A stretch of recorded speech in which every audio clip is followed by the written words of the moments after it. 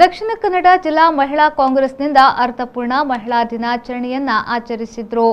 ಮಹಿಳೆಯರು ತಯಾರು ಮಾಡುವ ಗೃಹೋತ್ಪನ್ನಗಳಿಗೆ ಮಾರುಕಟ್ಟೆ ಒದಗಿಸುವ ಉದ್ದೇಶದಿಂದ ಮಹಿಳಾ ಉತ್ಪನ್ನಗಳ ಮಾರಾಟ ಮತ್ತು ವಸ್ತು ಪ್ರದರ್ಶನವನ್ನ ಏರ್ಪಾಡು ಮಾಡುವ ಮೂಲಕ ದಕ್ಷಿಣ ಕನ್ನಡ ಜಿಲ್ಲಾ ಮಹಿಳಾ ಕಾಂಗ್ರೆಸ್ ಮಹಿಳಾ ದಿನಾಚರಣೆಯನ್ನ ಅರ್ಥಪೂರ್ಣವಾಗಿ ಆಚರಿಸಿದ್ರು.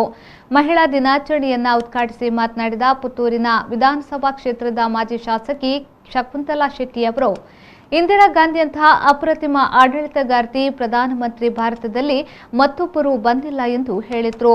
ಭಾರತದಲ್ಲಿ ಒಬ್ಬ ರಾಕೇಶ್ ಶರ್ಮಾ ಹೋಗಿದ್ದಾನೆ, ಆದರೆ ಕಲ್ಪನಾ ಚಾವ್ಲಾ ಮತ್ತು ಸುನೀತಾ ಎರಡು ಮಹಿಳೆಯರು ಬಾಹ್ಯಾಕಾಶ ಸುತ್ತಿದ್ದಾರೆ.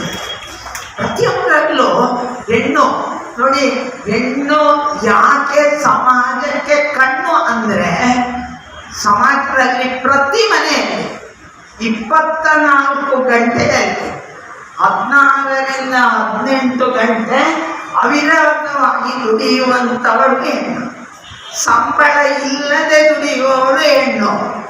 ಆದರೆ ಎಲ್ಲರನ್ನೂ ಸಮಾಜಕ್ಕೆ ಉತ್ತಮ ವ್ಯಕ್ತಿಯಾಗಿ ಮಾಡಿ ಅರ್ಪಣೆ ಮಾಡುವವಳು ಹೆಣ್ಣು.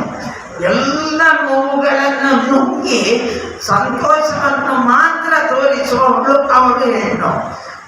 ಆದರೆ ಇವತ್ತಿನ ಸಮಾಜದಲ್ಲಿ ಕೇವಲ ನನಗೆ ಇಲ್ಲೇ ನಾವು ಆಲೋಚನೆ ಮಾಡಬೇಕು, ಯಾಕೆ ನೀವು ಬರಲಿಲ್ಲ? ಅಯ್ಯೋ ಇದರಲ್ಲಿ ಕೆಲಸ, ಈ ಕೆಲಸ ನಮಗೆ ಮುಗಿಯುವುದಿಲ್ಲ. ನೀವು ಖಾಲಿ ಮನೆಯ ಗೃಹಿಣಿ ಆಗಿದ್ದರೂ ಕೂಡ ಬೆಳಿಗ್ಗೆ 6 ಗಂಟೆಗೆ ಹೇಳ್ತೇವೆ. ಸಮಾರಂಭದಲ್ಲಿ ಮಾಜಿ ಶಾಸಕ ಜಿಆರ್ ಲೋಪೋ, ಜಿಲ್ಲಾ ಮಹಿಳಾ ಕಾಂಗ್ರೆಸ್ ಅಧ್ಯಕ್ಷೆ ಶಾಲೆಟ್ ಪಿಂಟು, ಶೋಭಾ ಕೇಶವ್, ಚಂದ್ರಕಲಾ, ಸಬಿತಾ ಮಿಸ್ಕಿತ್ ಮತ್ತಿತರರು ಉಪಸ್ಥಿತರಿದ್ದರು.